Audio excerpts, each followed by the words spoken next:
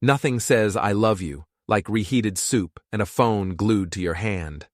I'm Nathan Halperin, 38 years old, and I'm watching my wife Olivia hover over me with all the genuine concern of a telemarketer reading from a script. My knee surgery was 3 days ago, and she's been caring for me with the enthusiasm of someone doing community service. Before we dive deeper into this story, I have one small request. Please subscribe, drop a like, comment, and hit that hype button to boost this channel so more people can discover these incredible Reddit stories. Here's your soup, honey, she says, setting down a bowl that's somehow both scalding hot and ice cold at the same time. Her phone buzzes. Again. She glances at it, and I catch that little smile, the one she used to give me. Important work stuff? I ask, stirring the soup that looks like it came from a can marked chicken-flavored sadness. Always is, she replies, typing furiously. Olivia works in HR at Meridian Capital, a private equity firm downtown. She's good at managing people, which apparently includes managing the truth. My security systems company, SecureLink Solutions, has been doing well enough that I could afford the good health insurance. Good thing, because this knee replacement cost more than my first car. I built the business from nothing, installing alarm systems and security cameras for small businesses around Boston. Now we handle corporate clients, and I've got 12 employees who actually seem to like working for me. Nate, Olivia says, not looking up from her phone, we need to talk. Those 4 words. Every married man knows those 4 words are never followed by, I bought you a boat, or I made your favorite dinner. She sits on the edge of the couch, finally putting the phone down.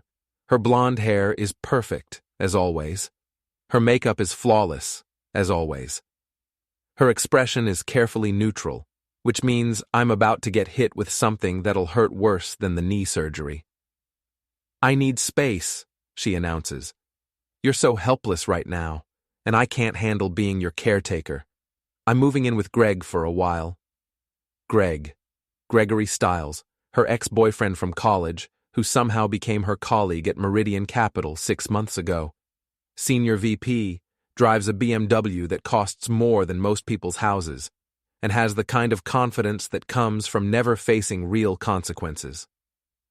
Greg's offered to let me stay in his guest room until you're back on your feet, she continues. It's better for both of us. I take a moment to process this.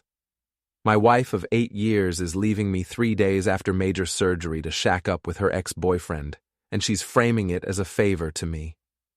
Well, I say, setting down the terrible soup, I'll miss you. Don't trip on your way out. She blinks. I think she expected tears, maybe begging. Instead, I'm already mentally calculating how long it'll take her to pack. That's it? That's all you have to say? What would you like me to say, Liv? Please don't abandon your disabled husband for your ex-boyfriend? We both know you've already made up your mind. Her phone buzzes. She glances at it, and there's that smile again. I'll pack tonight, she says. This is temporary, Nate, just until you're better. Sure it is, and I'm the King of England. After she goes upstairs, I grab my laptop.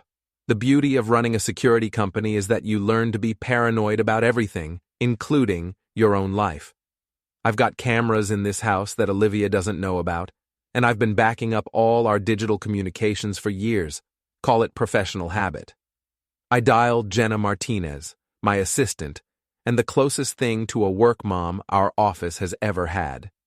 She's been with me for 5 years, and she's got the organizational skills of a NASA mission planner combined with the protective instincts of a mother bear. Boss? How's the knee? Knee's fine. My marriage is apparently terminal. Can you come over tomorrow? I need to start making some arrangements. Oh, honey, what happened? I give her the short version. Jenna's response involves several words that would make a sailor blush. That woman has some nerve, she says. What do you need me to do? Bring the laptop with our client files and call Michael. Tell him I might need some of his expertise. Michael Torres is my best friend and business partner, ex-Boston PD, now works as a security consultant. He's got the kind of sense of humor that makes funerals bearable and the kind of loyalty that makes him dangerous to cross. "You're not going to do anything stupid, are you?" Jenna asks. "Define stupid." "Anything that would require me to visit you in jail." "Then no, nothing stupid, just thorough." Upstairs, I can hear Olivia moving around, packing. Her phone keeps buzzing. Each buzz feels like a little betrayal, but I'm past the point of being hurt. Now I'm just curious about the details. I hobble over to her laptop, which she's left open on the kitchen counter. The screen is locked, but I know her passwords. She uses the same 3 variations for everything: her birthday, our wedding date, and, as I discover when I try it, Greg's birthday. Bingo. Her email is open, and there's a folder I've never seen before labeled NH Transition, NH Nathan Halperin. How thoughtful of her to organize my destruction alphabetically. The folder contains photos of our financial documents, copies of my business contracts, and a series of emails between Olivia and Greg discussing something called Phase 2. The most recent email, sent this morning, makes my blood pressure spike. "Greg, he's taking this better than expected. Almost too well. Make sure the financial documentation is ready. If he fights the divorce, we'll need to show he's been mismanaging company funds. The forged invoices you created should be enough. Moving in tonight. This is really happening." Oh, forged invoices. They're planning to frame me for embezzling from my own company. I screenshot everything and email it to a secure account I keep for business purposes. Then I close the laptop and smile. For the first time in 3 days, I'm genuinely happy. "Nate," Olivia calls from upstairs. "Can you help me with my suitcase?" "Sorry, honey," I call back. "Doctor's orders. No heavy lifting." She comes downstairs dragging 2 large suitcases. She's changed into a dress that I bought her for our anniversary last year. The irony isn't lost on me. "I'll call you tomorrow," she says, giving me a perfunctory kiss on the cheek. "Take your time," I tell her. "I'll be here." She leaves, and the house becomes quiet in a way it hasn't been in months. No phone buzzing, no whispered conversations, no tension thick enough to cut with a knife. I pour myself a real drink, not the weak beer Olivia's been bringing me, and start planning. Greg and Olivia think they're playing chess while I'm playing checkers. They have no idea I've been playing 3-dimensional chess since the day I started my business. My phone rings. It's Michael. "Jenna told me the news. You okay?" "Better than okay. I'm motivated." "That sounds ominous. What are you thinking?" "I'm thinking Greg's BMW is going to have some very bad luck in the near future." Michael laughs. "Now you're talking my language. What do you need?" "Everything you can dig up on Gregory Stiles. Employment history, legal troubles, financial records. And I mean everything. Consider it done. What about Olivia?" "Oh, don't worry about Olivia. She's going to destroy herself. I'm just going to make sure she has an audience when she does it." After I hang up, I sit in my empty house and think about the next few weeks. Greg and Olivia have made a crucial mistake. They've underestimated me. They see a guy with a bad knee and a small business, someone who can be easily manipulated and discarded. They're about to learn that the quiet guy who installs security cameras has been watching and listening to everything for a very long time. The next morning, I'm visited by 3 people who are about to become my co-conspirators, though only one of them knows it yet.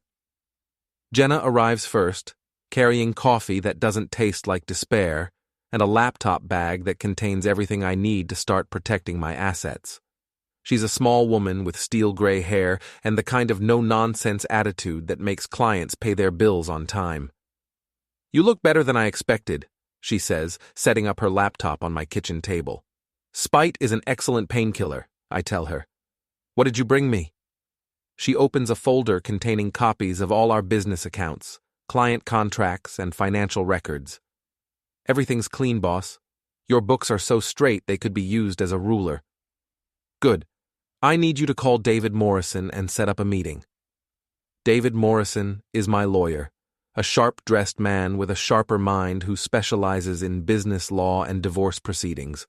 He's expensive, but he's the kind of expensive that pays for itself. Divorce lawyer meeting. Got it. What else? I need you to quietly move our emergency business fund to the backup account, the one only you and I have access to. Jenna nods. She helped me set up that account 2 years ago when one of our competitors tried to poach our biggest client. I believe in being prepared for war, even when everyone else thinks we're at peace. Michael arrives an hour later, carrying a folder thick enough to choke a horse. Gregory Stiles, he announces, dropping the folder on the table. Age 40, born in Newton, MBA from Babson College, currently senior VP at Meridian Capital, divorced, one kid he barely sees. That was fast. I've still got friends in the right places. Want to hear the interesting parts? Hit me. Michael opens the folder and pulls out a police report. 2 domestic disturbance calls at his previous address. No charges filed, but the responding officers noted signs of emotional abuse in their reports. I feel a cold anger settling in my chest. He hit his ex-wife? Worse, psychological manipulation. Isolated her from friends and family, controlled her finances, classic abuser playbook. She finally left him 6 months ago and moved to California with their daughter. What else? 3 sexual harassment complaints filed against him at his previous job. All settled quietly, all sealed by NDAs. And here's the really interesting part. He was fired from that job for financial irregularities. Embezzlement? They couldn't prove it, but yeah. He landed at Meridian Capital 3 weeks later. Your wife's company doesn't do very thorough background checks, apparently. I think about Olivia, alone with this man, trusting him to help her destroy me. The irony is that I'm probably the only person who could protect her from what she's walking into. There's more, Michael continues. His BMW, leased, his condo, rented, his expensive watch collection, all fake. Greg Stiles is a man living on borrowed money and borrowed time. Perfect. What about his current situation at Meridian? That's where it gets really interesting. Michael pulls out a printout of an internal company memo. He's been flagging client accounts for irregular activity and recommending they be transferred to his direct oversight. 3 accounts so far, all substantial. He's setting up another embezzlement scheme. That's my read on it. And your wife, working in HR, would have access to all the employee files and financial oversight protocols he'd need to make it work. The pieces are falling into place.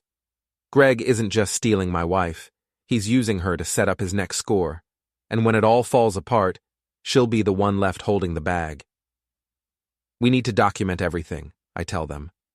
I want a complete paper trail of Greg's activities, and I want Olivia's digital footprint backed up and secured. Already on it, Jenna says, typing rapidly. I've been monitoring her laptop remotely since yesterday. She's been downloading client files from Meridian's server. That's a fireable offense, Michael notes. Only if someone reports it, I say, and the timing has to be perfect. My phone buzzes. It's a text from Olivia. Hope you're feeling better. We'll call tonight. I show the text to Michael and Jenna. Michael snorts with laughter. She's really committed to this caring wife act, isn't she? She has to be. If she's too obvious about abandoning me, it'll look bad in divorce court. I text back. Thanks for checking on me. Hope you're comfortable at Greg's. Her response comes immediately. Very comfortable. He's taking good care of me. I'm sure he is. That evening, I get a visitor I wasn't expecting. Priya Patel, Olivia's best friend and the biggest gossip in our social circle. Priya works in marketing and has the kind of personality that makes her simultaneously exhausting and indispensable at parties. Nathan, oh my God, how are you holding up? She sweeps into my house like a small, well-dressed hurricane. I'm managing, I tell her, gesturing to the couch. Coffee? Please. I can't believe what Olivia's going through right now. Interesting phrasing. What she's going through? Well, you know, having to take care of you when you're so helpless, and then Greg offering to help. She's just being pulled in so many directions. I hand her a cup of coffee and sit down carefully, making sure to wince a little as I settle my knee. It's very generous of Greg to let her stay there. Oh, it's not just generous, it's romantic. He's had feelings for her for years, you know. Even during his marriage, Olivia told me he said she was the one who got away. How sweet. Priya leans forward conspiratorially. Between you and me, I think this might be the best thing that ever happened to her. Greg's so successful, so sophisticated. He's taking her to the symphony next week. I'm sure they'll have a wonderful time. You're being so understanding about this, Nathan. A lot of men would be jealous. I trust Olivia completely. I lie smoothly. If she says this is temporary, then it's temporary. Priya beams at me. That's exactly what she said you'd say. She told Greg you were the kind of man who'd put her happiness first. After Priya leaves, I call Michael. She's telling everyone it's a love story, I report. Olivia's painting herself as the devoted wife torn between duty and true love. And you're the understanding husband who just wants her to be happy? Apparently. Which is perfect, because when this all comes out, everyone will remember how gracious and trusting I was. You're a devious bastard, Nate. I learned from the best. Remember what you taught me about investigations? Yeah. Give them enough rope and they'll hang themselves. Exactly. Greg and Olivia are braiding their own noose. I'm just making sure it's strong enough to hold. The next few days pass in a blur of careful preparation. David Morrison, my lawyer, sets up a trust to protect my business assets. Jenna quietly documents every file Olivia downloads from Meridian's servers. Michael runs surveillance on Greg's daily routine, and I play the part of the recovering invalid, accepting sympathy from friends and neighbors while I orchestrate the destruction of two people who think they're smarter than me. On Friday night, Olivia calls. How are you feeling, honey? Better every day. The physical therapy is helping. That's wonderful. Listen, Greg's company is having a party tomorrow night, a client appreciation event. I know it's short notice, but would you be okay if I went with him? As his date? Of course. You should get out and have fun. You're sure? I don't want you to feel abandoned. Liv, I want you to be happy. If spending time with Greg makes you happy, then I'm happy. There's a pause. You're the best husband in the world, Nathan. I don't deserve you. No, I say quietly. You really don't. After I hang up, I call Michael. They're going to a company party tomorrow night. Meridian Capital, client appreciation event. You want me to crash it? I want you to attend it, as my representative. I'm not exactly client material for a private equity firm. No, but SecureLink Solutions is.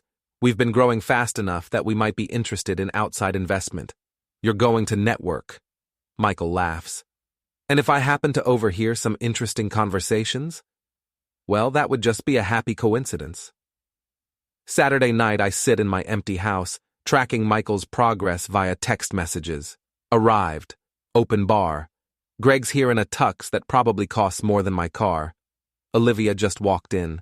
She's wearing the red dress from your anniversary dinner. They're holding hands, very public about it. Greg's introducing her as his very close friend. She's not correcting him. Interesting conversation with Greg's boss. Seems there are some concerns about client account management. Greg just bragged to 3 people about finally getting rid of the dead weight in his life. Olivia's telling people you're practically an invalid and that she's moved on. The last text comes at midnight. Got everything. You're going to love this. Michael arrives at my house 20 minutes later with a digital recorder and a smile that could cut glass. Play it, I tell him. The recording is everything I hoped for and more. Greg's voice, slightly slurred from expensive whiskey, talking to a group of colleagues. The best part is, he has no idea what's coming. Olivia's been feeding me information about his business for months. Small-time security company, thinks he's some kind of entrepreneur. We're going to show he's been skimming money from clients, maybe some tax evasion. By the time we're done with him, he'll be lucky to get a job installing car alarms. Another voice, someone I don't recognize. That seems harsh, Greg. He's collateral damage. Olivia deserves better than some crippled nobody who peaked in high school. She's going to be with a real man now. Laughter. Actual laughter.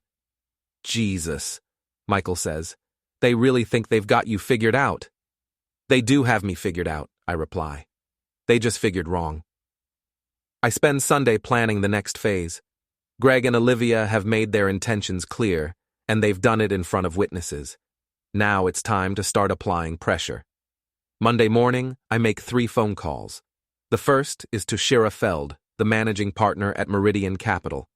I don't speak to her directly. She's far too important to take calls from random security contractors, but I do speak to her assistant. I'd like to report some concerns about potential data security breaches at your firm, I tell the assistant. I have reason to believe that confidential client information may have been compromised. The second call is to the Massachusetts Department of Revenue. I report suspected tax evasion by Gregory Stiles, and I provide them with copies of the forged invoices he created, the ones designed to frame me. The third call is to Olivia's phone. She doesn't answer, but I leave a message. Hi, honey. Just wanted to let you know that I'm feeling much better. Good enough to get back to work, actually. I'll probably be putting in some long hours this week, catching up on everything I missed. Love you. By Tuesday morning, the pressure is starting to show. Jenna reports that Olivia has been trying to access our business accounts remotely, but the passwords have all been changed. Michael's sources at the police department tell him that Greg's BMW was vandalized in the Meridian Capital parking garage. Someone spray-painted thief across the windshield. I have no idea who would do such a thing. Wednesday brings the first real crack in their facade. Priya calls me, and for the first time, she doesn't sound like she's gossiping about someone else's romance. Nathan, I'm worried about Olivia. What's wrong? She seems different, stressed, and Greg's been acting strange too, possessive. He called me yesterday and told me I shouldn't contact Olivia directly anymore, that all communication should go through him. That does sound strange. She missed our lunch date yesterday, and when I called her, she said Greg thought it would be better if she focused on their relationship right now. That doesn't sound like Olivia. No, it doesn't. Nathan, I think I might have made a mistake encouraging this. I thought it was romantic, but now, I don't know. Something feels wrong. I appreciate you telling me this, Priya. If you're worried about her, maybe you should trust your instincts. After I hang up, I allow myself a small smile. Greg is doing exactly what abusers do, isolating his victim from her support system. The only problem is that he's doing it to a woman who's supposed to be his co-conspirator, not his victim. Thursday morning, everything accelerates. Jenna arrives at my house with news that Meridian Capital's IT department has launched a formal investigation into unauthorized data access. Olivia's employee account has been flagged for suspicious activity. Michael reports that Greg's ex-wife in California has filed for full custody of their daughter, citing new evidence of financial instability and potential criminal activity. And I receive a phone call from David Morrison, my lawyer, with the most interesting news of all. Nathan, I've been contacted by someone at the Massachusetts Attorney General's office. They're investigating Gregory Stiles for potential securities fraud. They'd like to interview you about your relationship with him. My relationship with him? Apparently your wife has been telling people that you and Greg are business partners. She's been using your name to vouch for his credibility with potential clients. I sit back in my chair and laugh. I actually laugh out loud. David, I think it's time we filed those divorce papers. Are you sure? Once we file, there's no going back. I've never been more sure of anything in my life. That evening, Olivia calls. For the first time since she left, she sounds scared. Nathan, we need to talk, in person. Of course. Would you like to come home? Yes, I'll be there in an hour. She arrives looking like she hasn't slept in days. Her perfect makeup is smudged, her perfect hair is disheveled, and her perfect confidence is nowhere to be found. There are some problems at work, she says, sitting on the edge of the couch like she's ready to run. What kind of problems? Someone's been spreading rumors about Greg and about me. They're saying we've been stealing client information. Have you been stealing client information? She looks at me like I've slapped her. Of course not. Well, I downloaded some files, but that was just to help Greg understand our client base better. It wasn't stealing. What files? Just background information, financial profiles, investment histories, nothing confidential. I nod sympathetically. I'm sure it's just a misunderstanding. These things usually blow over. That's what Greg said, but Nathan, they've suspended him pending investigation, and they're talking about suspending me too. I'm sorry to hear that. She stares at me. That's it? That's all you have to say? What would you like me to say, Olivia? I don't know. Something. Anything. My career is falling apart, and you're acting like we're discussing the weather. I lean forward, making sure to wince slightly as I adjust my knee. Liv, you left me when I was at my most vulnerable. You moved in with another man. You've been telling people I'm an invalid and that you've moved on. What exactly did you expect me to say? She opens her mouth, then closes it. For the first time in our entire relationship, Olivia is speechless. I think, I continue gently, that you should probably focus on fixing your problems with Greg. After all, you two are in this together now. She leaves without saying goodbye.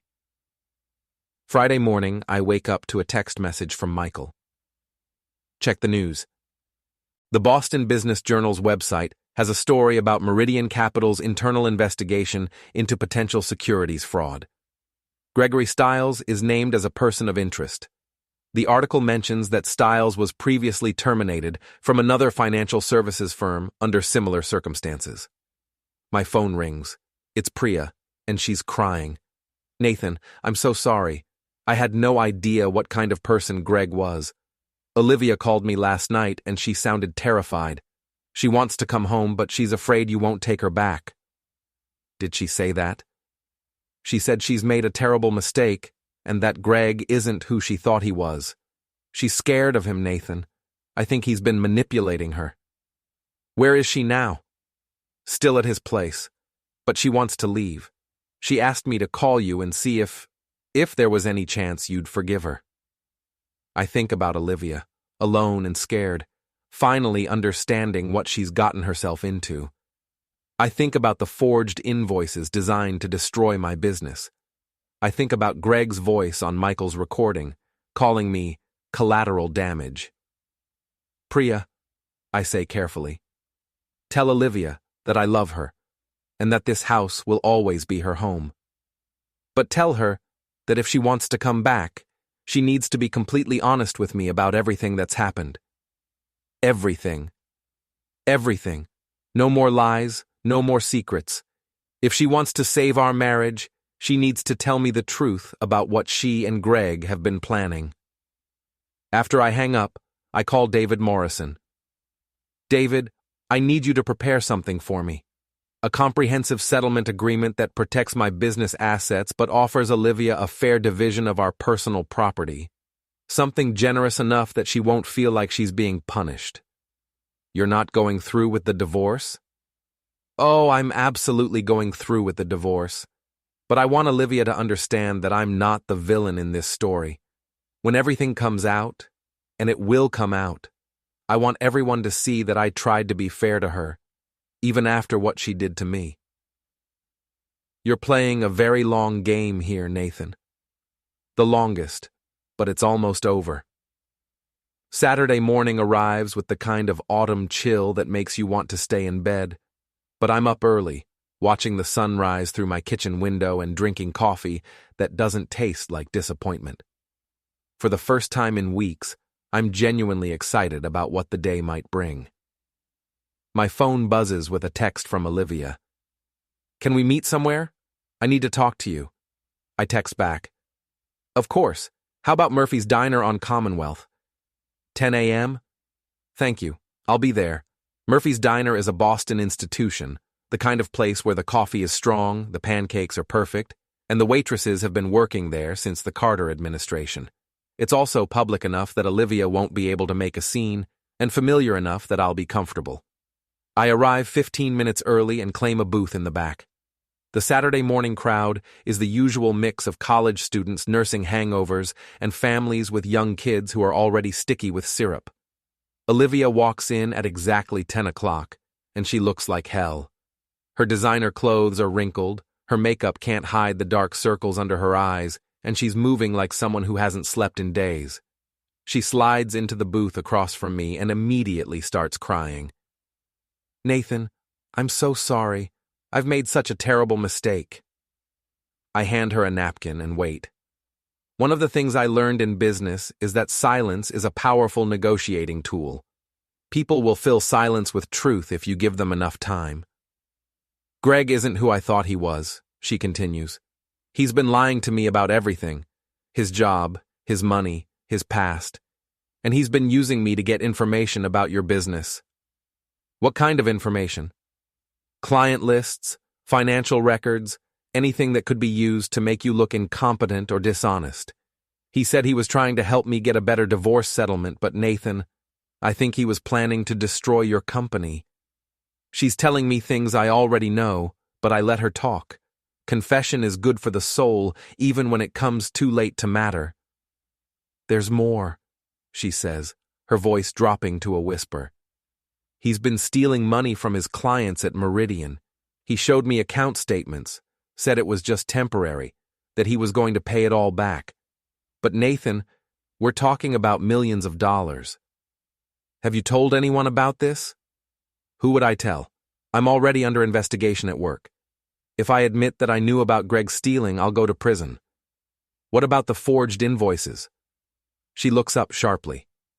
"How do you know about those?" "Olivia, I've known about everything since the day you left. The question is, what are you going to do about it now?" She stares at me across the table, and I can see her mind working, trying to figure out how much I actually know and how much I'm guessing. "I never meant for any of this to happen," she says finally.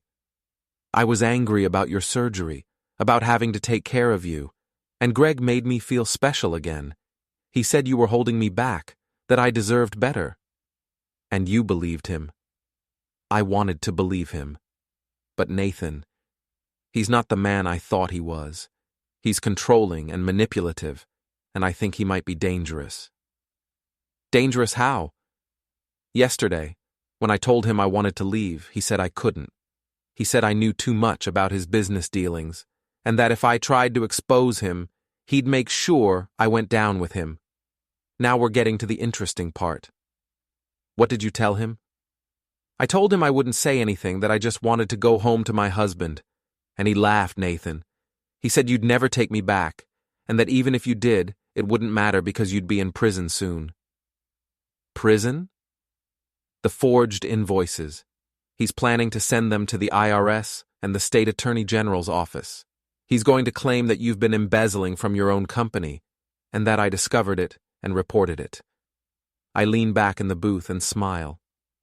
"That's actually pretty clever." "Nathan, this isn't funny. He's trying to destroy your life." "No, Olivia. He's trying to destroy our lives. There's a difference." She reaches across the table and grabs my hand. "Help me, please. I know I don't deserve it, but I'm scared of what he might do." I look at my wife, soon-to-be ex-wife, and feel something that might be pity. She got involved with a predator, and now she's discovering what it feels like to be prey. "I'll help you," I tell her. "But there are conditions. Anything. First, you're going to tell me everything. Every conversation, every plan, every detail of what you and Greg have been doing. Second, you're going to help me document his crimes. And third, when this is all over, you're going to sign divorce papers and walk away quietly." She nods eagerly. "Yes, okay, whatever you want." "Good. Let's start with the client information you downloaded. How much did you give him?" For the next 2 hours, Olivia tells me everything. The scope of Greg's fraud is breathtaking. He's been systematically looting client accounts for months, using his position at Meridian Capital to transfer money into offshore accounts. Olivia provided him with background information on potential victims. including several of my business clients who have investment portfolios. He said he was going to make us rich, she says. He promised we'd move to the Cayman Islands and live like royalty. And you believe that? I wanted to believe it. Nathan, I've been so unhappy for so long. Our marriage, my job, everything felt like I was just going through the motions. Greg made me feel alive again. By helping him steal millions of dollars. I didn't know it was stealing. He said it was just creative accounting, that rich people do it all the time. I almost feel sorry for her. Almost. By the time we leave Murphy's Diner, I have everything I need to destroy Gregory Stiles completely. More importantly, I have Olivia's cooperation in doing it. What happens now? She asks as we stand in the parking lot. Now you go back to Greg's place and act like nothing has changed. You're still his devoted partner, still planning your escape to the Caribbean. Can you do that? I think so. But Nathan, what if he suspects something? He won't. Men like Greg are so convinced of their own superiority that they can't imagine being outsmarted by anyone, especially not by the crippled nobody they're trying to destroy. She winces at the phrase. You heard about that? I heard about all of it, Olivia. Every insult, every lie, every cruel joke at my expense. But here's the thing. I'm not the one who's going to end up destroyed. Monday morning, I put the final phase of my plan into motion. Michael arrives at my house early, carrying a bag of surveillance equipment that would make the CIA jealous. You sure about this? He asks as we review the plan one more time. I've never been more sure of anything in my life. And Olivia's really going to go through with it? She doesn't have a choice. Greg's made it clear that she's trapped, and I'm her only way out. She'll do whatever I ask. The plan is elegant in its simplicity. Olivia is going to wear a wire to her meeting with Greg tonight, where she'll get him to confess to his crimes on tape. Meanwhile, Michael and I will be monitoring from a van outside Greg's building, ready to intervene if things go wrong. What if he finds the wire? Michael asks. He won't. He's too arrogant to think she'd betray him, and too focused on his own schemes to pay attention to details. And what if he gets violent? Then you and I will have a very serious conversation with Mr. Stiles about the importance of treating women with respect. At 6 p.m., Olivia calls to confirm she's ready. She sounds terrified but determined. I can do this, she says. I want to do this. I want him to pay for what he's done to both of us. Just remember, get him talking about the money he's stolen and his plans to frame me. The more details, the better. I will.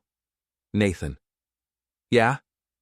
After this is over, do you think there's any chance we could try again? I know I don't deserve it, but... Olivia, let's just focus on tonight. We'll deal with everything else later. Michael and I position ourselves in his van across the street from Greg's building. The surveillance equipment is top-of-the-line, military-grade stuff that Michael acquired through channels he's never fully explained to me. At 7 p.m., we watch Olivia enter the building. She's wearing the wire, and the signal is coming through clear and strong. Testing, testing! Her voice crackles through our headphones. Can you hear me? Michael keys his radio. Loud and clear, you're doing great. We listen as she takes the elevator to Greg's floor, as she knocks on his door, as he greets her with what sounds like genuine affection.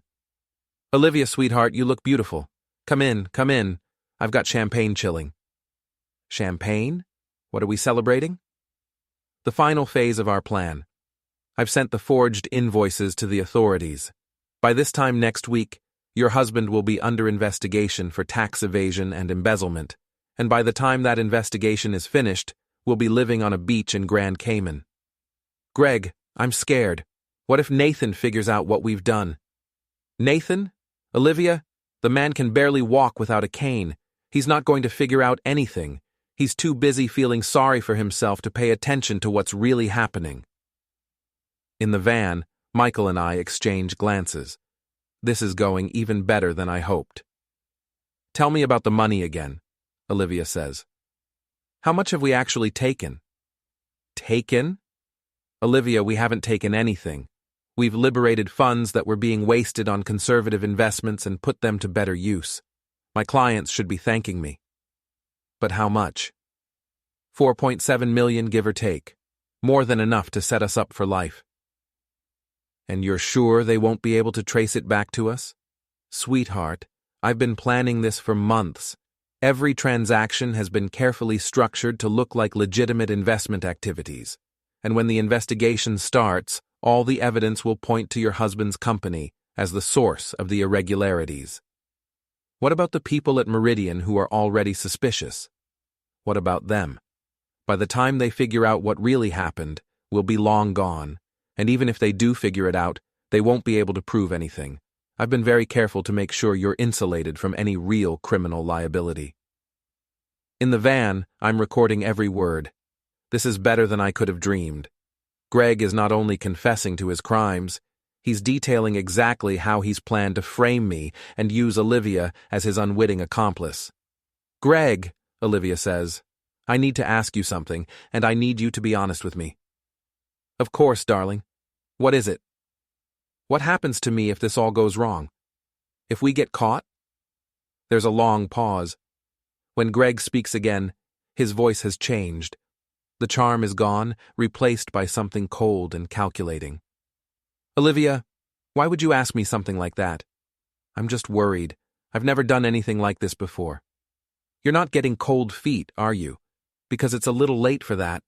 No, because if you're thinking about backing out, I should remind you that you're already in this up to your neck. You downloaded the client files. You helped me create the false documentation. You're an accessory to everything I've done. I know, but nothing. We're partners, Olivia. Partners don't abandon each other when things get difficult. In the van, Michael is getting restless. I don't like the way this is going, he whispers. He's starting to sound threatening. Give it a few more minutes, I whisper back. She can handle this. But even as I say it, I'm starting to worry. Greg's tone is becoming increasingly aggressive, and Olivia sounds scared. Greg, please don't be angry with me. I'm not going anywhere. I just want to make sure we've thought of everything. Have you talked to anyone about this? Anyone at all? Of course not. Who would I talk to? I don't know. Your husband, maybe? Or that gossip friend of yours? Priya? No, I haven't said anything to anyone. I swear. Because if you have, Olivia, if you've betrayed me in any way, there will be consequences. Serious consequences. What kind of consequences? The kind that would make your current problems seem trivial by comparison. That's enough. I nod to Michael, and we both get out of the van. Time to crash this party, Michael says, checking his service weapon. Remember, we need him alive and talking. No heroics. Speak for yourself. We enter the building and take the elevator to Greg's floor. The hallway is empty, and we can hear voices coming from behind his door. Told you I haven't said anything to anyone. Then why do I have the feeling that you're lying to me? Greg, please, you're scaring me. I look at Michael and nod. He positions himself beside the door while I knock. Greg? It's Nathan Halperin. I think we need to talk. Silence from inside the apartment. Greg, I know you're in there, and I know Olivia's with you. Open the door. More silence. I'm going to count to 3, and then my friend here is going to open the door for us. 1. Nathan, go away. Greg's voice muffled but audible. 2. This is private property. You're trespassing. 3. Michael kicks the door. It splinters off its hinges and crashes into the apartment. We find Greg standing in his living room, holding Olivia by the wrist. She looks terrified, and there's a red mark on her cheek that wasn't there when she went in. Let her go, Greg, I say calmly. This is breaking and entering. I'm calling the police. Please do. I'm sure they'd love to hear the recording of your confession to embezzling $4.7 million. Greg's face goes white. What recording? I tap my ear, and Olivia reaches up to touch the tiny microphone clipped to her necklace. You son of a bitch, Greg snarls, tightening his grip on Olivia's wrist. You set me up. Actually, you set yourself up. I just gave you the rope. Michael steps forward. Let the lady go, Greg. Now. Or what? You'll shoot me? I don't think so. I won't shoot you, Michael says pleasantly. But I will break both your arms and feed them to you. Your choice. Greg looks at Michael, all 6 feet and 200 pounds of ex-Boston PD muscle, and makes the smart choice. He releases Olivia, who immediately runs to my side. It's over, Greg, I tell him. The recording is already being uploaded to a secure server. Copies are going to the FBI, the SEC, and the Massachusetts Attorney General's office. You can't prove anything. It's just my word against yours. Actually, it's your word against your word. You confess to everything in detail on a recording that will hold up in any court in the country. Greg slumps into a chair, the fight going out of him all at once. What do you want? He asks. I want you to return every penny you stole. I want you to confess to the authorities, and I want you to stay away from my wife. Ex-wife, Olivia says quietly. I'll sign the papers whenever you want me to. I look at her, and for a moment, I almost feel something like forgiveness. But then I remember the forged invoices, the plan to destroy my business, the months of lies and betrayal. Yes, I agree. Ex-wife. We leave Greg sitting in his broken apartment, surrounded by the wreckage of his schemes. By morning, he'll be in federal custody. By next week, he'll be front-page news. By next month, he'll be a cautionary tale about the dangers of greed and arrogance. As for Olivia, she'll survive. She'll lose her job, and she'll face some legal consequences for her role in Greg's crimes, but she won't go to prison. She'll start over somewhere else, hopefully having learned something about the difference between love and manipulation. And me? I'll go back to running my security company, installing cameras and alarm systems for people who want to protect what matters to them. I'll heal from my surgery, and I'll heal from my marriage, and I'll move on with my life. But I'll never forget the lesson that Greg and Olivia taught me. Sometimes the people closest to you are the ones you need to watch most carefully. 3 weeks later, I'm sitting in my lawyer's office, signing the final divorce papers. Olivia sits across from me, looking smaller than I remember, wearing a simple black dress instead of her usual designer clothes. That's the last signature, David Morrison says, closing the folder. The divorce is final. Olivia doesn't say anything. She's been quiet throughout the entire proceeding, speaking only when directly asked a question. The confident, manipulative woman who left me for Greg Stiles is gone, replaced by someone who looks like she's been through a war. The settlement is very generous, David continues, addressing Olivia. Nathan could have fought for a much more restrictive agreement given the circumstances. She nods. I know. Thank you, Nathan. I don't respond. There's nothing left to say between us. Outside the lawyer's office, we stand on the sidewalk in awkward silence. It's a gray November day, the kind that makes you want to go home and drink hot chocolate. What will you do now? I ask. I don't know. I can't get another job in finance, not with the investigation still ongoing. Maybe I'll move back to Ohio, stay with my sister for a while. That sounds like a good plan. Nathan, Don't, I interrupt. We're done, Olivia. Let's leave it at that. She nods and walks away. I watch her disappear into the crowd of pedestrians, and I feel nothing. No anger, no sadness, no regret. Just emptiness, where 8 years of marriage used to be. My phone buzzes with a text from Michael. Turn on Channel 7. You're going to want to see this. I duck into a coffee shop and ask the barista to change the channel. The local news is running a story about Greg's arrest and the collapse of his embezzlement scheme. Gregory Stiles, former senior vice president at Meridian Capital, was sentenced today to 12 years in federal prison for embezzlement and securities fraud, the anchor reports. Stiles stole nearly $5 million from client accounts over a period of 8 months. The screen shows Greg in handcuffs, being led into a courthouse. He looks nothing like the confident, arrogant man who called me collateral damage. Prison orange doesn't suit him.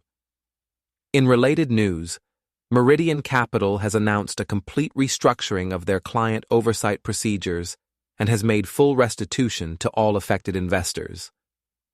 I order a coffee and sit down to watch the rest of the story. There's no mention of Olivia, which means her cooperation with the investigation has paid off. She'll avoid prison, but her career in finance is over forever. My phone rings. It's Jenna. Boss, are you watching the news? Just finished. How do you feel? Tired, I tell her, but satisfied. The office is throwing a little celebration tonight. Nothing fancy, just pizza and beer. You should come. I'll think about it. Nathan, you did the right thing. You know that, right? I did the necessary thing. Whether it was right or not is for other people to judge. I spend the rest of the day walking around Boston, thinking about the past few months and what comes next. My knee is almost completely healed. My business is stronger than ever, and I'm free from a marriage that was slowly poisoning both of us. But I don't feel victorious. I feel hollow. That evening, I decide to go to the office celebration after all. My employees deserve to see that I'm okay, that the company is stable, and that we're moving forward. The party is small, but genuine.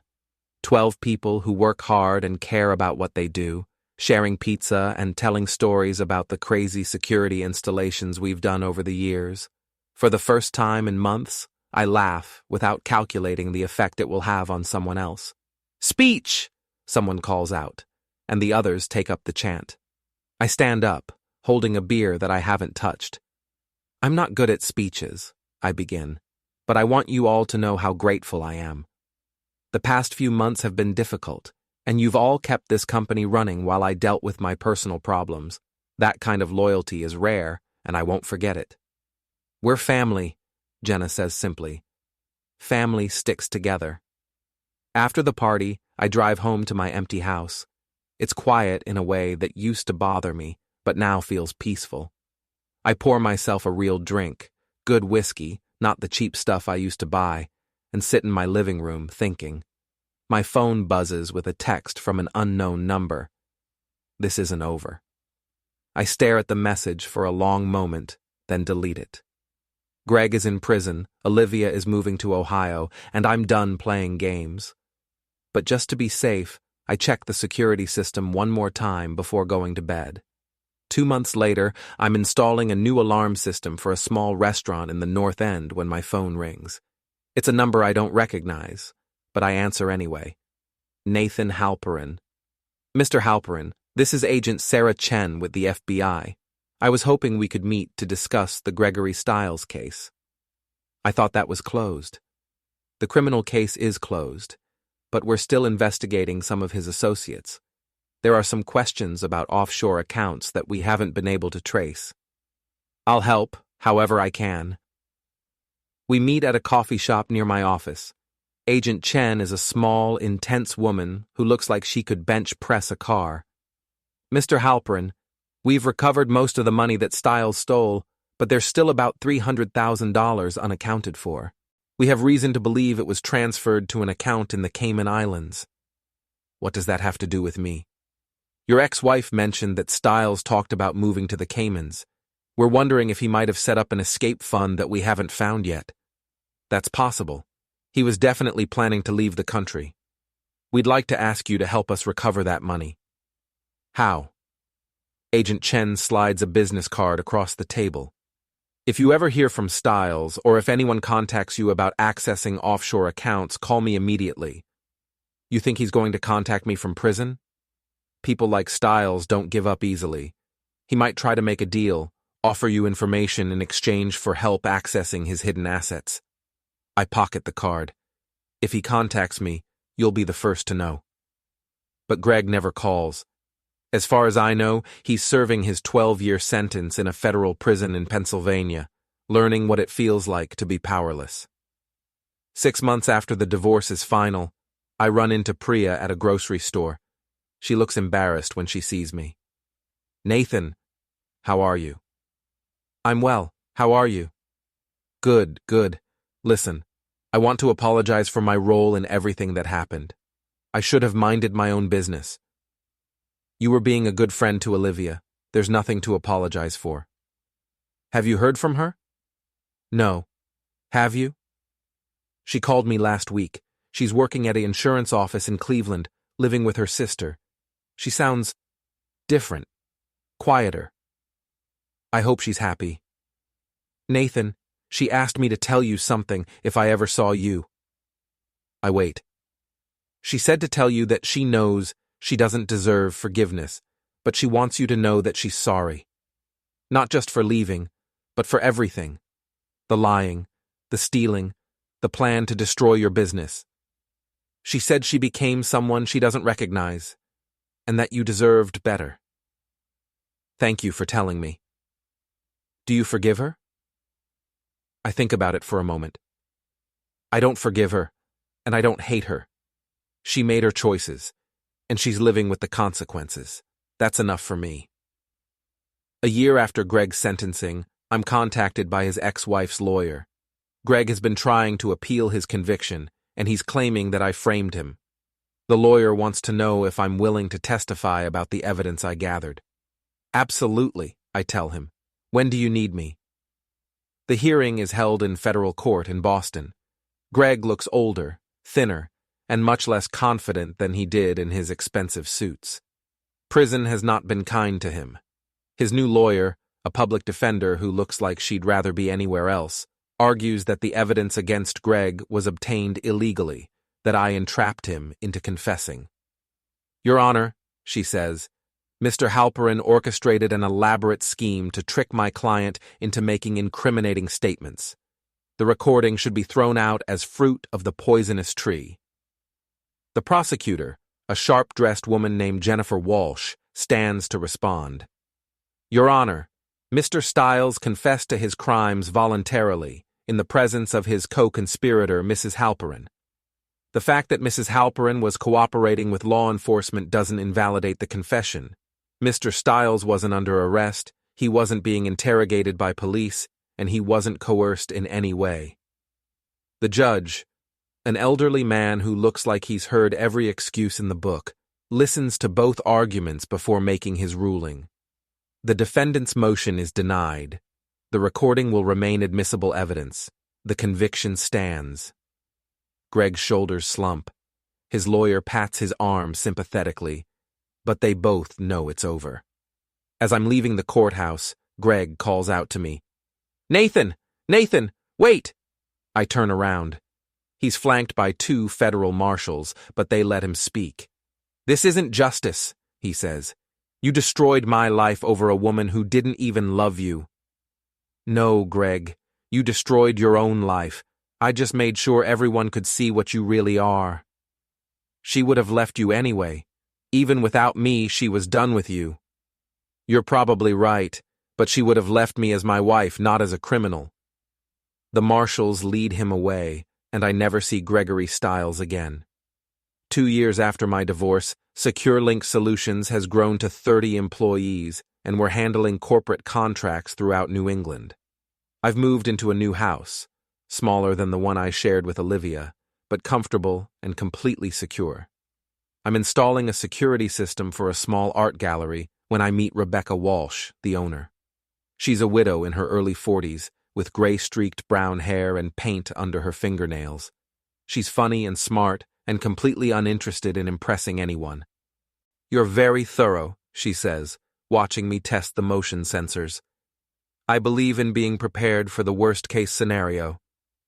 That sounds like a sad way to live. It's a realistic way to live. Hope for the best, plan for the worst. What's the worst-case scenario for an art gallery? Theft, vandalism, fire, flood, break-in by someone who doesn't appreciate abstract expressionism. She laughs. That last one is a real concern. I had a customer last week who said my Jackson Pollock reproduction looked like someone sneezed on a canvas. We end up having coffee after I finish the installation, then dinner the following week, then a relationship that develops slowly and carefully, built on honesty instead of passion. What happened to your marriage? she asks me one evening, 6 months after we started dating. I tell her the whole story. Greg, Olivia, the embezzlement, the revenge. I don't leave anything out, including the parts that make me look calculating and cold. Do you regret it? She asks when I'm finished. Which part? Any of it. All of it. I think about her question for a long time. I regret that it was necessary, I finally say.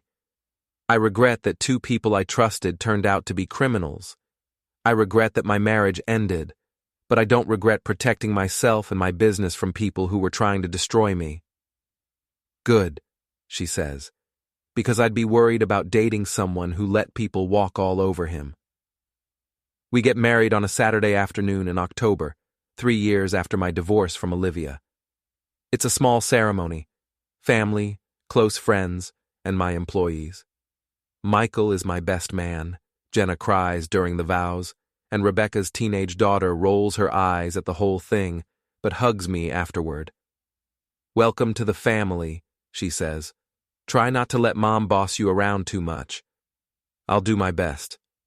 And if you ever hurt her, I know where you live, and I know how to disable your security system. Noted.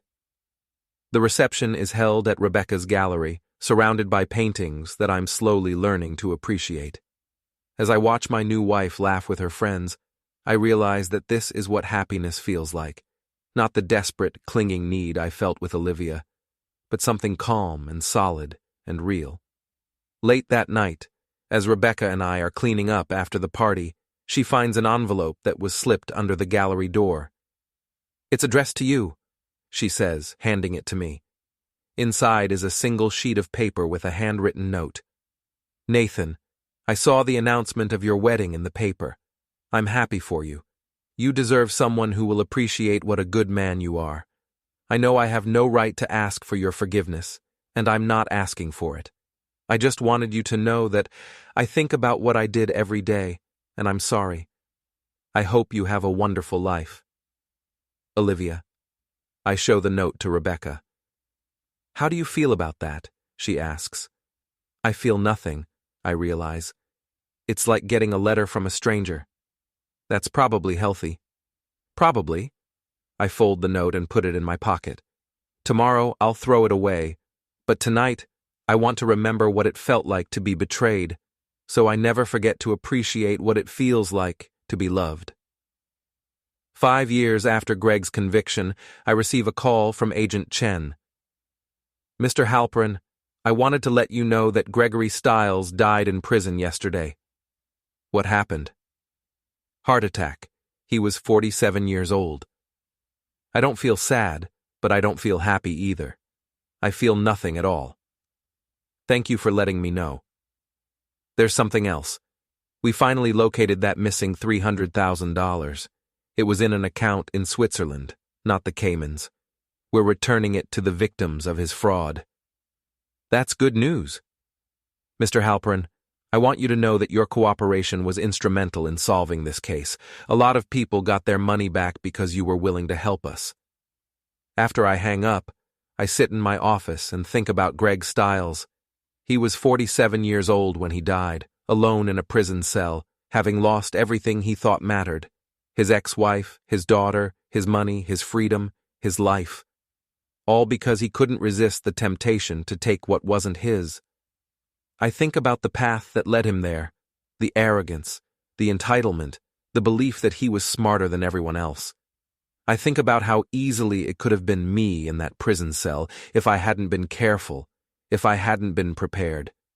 But mostly, I think about how grateful I am to be sitting in my own office, in my own company, married to a woman who loves me for who I am instead of who she wants me to be. That evening, I go home to Rebecca and tell her about Greg's death. She listens without judgment, then takes my hand. Are you okay? I'm fine. It's strange, though. For years, he was this big presence in my life, this threat I had to plan around, and now he's just gone. How does that feel? Empty, like closing a book you never wanted to read in the first place. Maybe now you can write a new story. I already am. I tell her, squeezing her hand. I already am. 10 years after my divorce from Olivia, SecureLink Solutions has become one of the largest security companies in New England. We employ over 100 people, and we've expanded into cybersecurity and corporate consulting. I'm reviewing quarterly reports when Jenna knocks on my office door. "Boss, there's someone here to see you," says she's an old friend. I look up to see Olivia standing in my doorway. She's 50 now, with gray in her hair and lines around her eyes. She looks tired, but somehow more at peace than I remember. "Hello, Nathan." "Olivia, this is a surprise. I was in town visiting my aunt, and I don't know what I thought. Maybe that I should see how you're doing." "I'm doing well, very well actually. Please, sit down." She takes the chair across from my desk, the same chair where clients sit when they're asking me to protect them from people like she used to be. "I heard about your company's success, and your marriage. I'm happy for you." "Thank you. Nathan, I know this might sound strange, but I wanted to thank you." "Thank me?" "For not destroying me completely. You could have. You had enough evidence to send me to prison along with Greg, but you didn't use it. You cooperated with the investigation. You helped us catch him. We both know I deserved worse than I got." I study her face, looking for signs of the woman who betrayed me, who helped plan the destruction of my business. But that woman is gone, replaced by someone who looks like she spent the last decade learning hard lessons about consequences. "What are you doing now?" I ask. "I work for a nonprofit in Cleveland. We help women who are trying to escape abusive relationships. The pay is terrible, but the work matters." "That sounds like good work." "It is. Nathan, I want you to know that I understand what Greg was, what he did to me, and what I let him convince me to do to you. I was so angry and unhappy that I let a predator manipulate me into becoming someone I didn't recognize." "I know." "Do you?" "Because for years, I told myself that you were the problem, that you were holding me back. It took me a long time to realize that I was the problem. I was the one who chose to betray my marriage, to steal from your business, to trust a man who saw me as a tool to be used." "Olivia, you don't need to—" "Yes, I do. I need to say this, and you need to hear it. You were a good husband. Not perfect, but good. You were loyal and hardworking, and you loved me, even when I didn't deserve it. And I threw it all away for a fantasy." We sit in silence for a moment. "I'm glad you found someone who appreciates you," she continues. "Rebecca seems wonderful. You know about Rebecca? I may have looked you up online once or twice over the years. I saw the wedding announcement, the business articles, the photo of you at that charity gala last year. You look happy." "I am happy." "Good. That's what I wanted to hear." She stands to leave, then pauses at the door. "Nathan, I know I don't have the right to ask this, but do you think you could ever forgive me?" I consider her question carefully. This woman destroyed my marriage, helped steal from my business, and tried to frame me for crimes I didn't commit. She cost me years of my life and nearly destroyed everything I'd worked to build. But she also led me to Rebecca, to a life that's better than anything I had before. She taught me to be more careful about who I trust, more protective of what matters to me. In a strange way, her betrayal made me stronger. "I forgave you a long time ago, Olivia. Not because you deserved it, but because holding on to anger was poisoning my life." She nods, tears in her eyes. "Thank you." But forgiveness doesn't mean forgetting. I'll never forget what you did or what it cost me. I wouldn't expect you to. After she leaves, I sit in my office and think about the strange turns life can take. 10 years ago, I was married to a woman who was planning to destroy me. Today, I'm married to a woman who supports and challenges me, who makes me want to be better than I am. 10 years ago, I was running a small security company and recovering from surgery. Today, I'm running a corporation and training for a marathon. 10 years ago, I thought I knew what happiness looked like. Today, I know the difference between happiness and the absence of pain. My phone buzzes with a text from Rebecca. Dinner at 7? I'm making your favorite. I text back, wouldn't miss it. I pack up my work and head home to my wife, my life, my future. As I drive through the streets of Boston, I think about all the security systems I've installed over the years, all the people I've helped protect from threats they couldn't see coming. The irony isn't lost on me that the biggest threat to my own security came from inside my own home, from someone I trusted completely. But that's the thing about security. It's not just about locks and cameras and alarms. It's about knowing who you can trust and being prepared for the people you can't. I learned that lesson the hard way, but I learned it well, and I'll never forget it.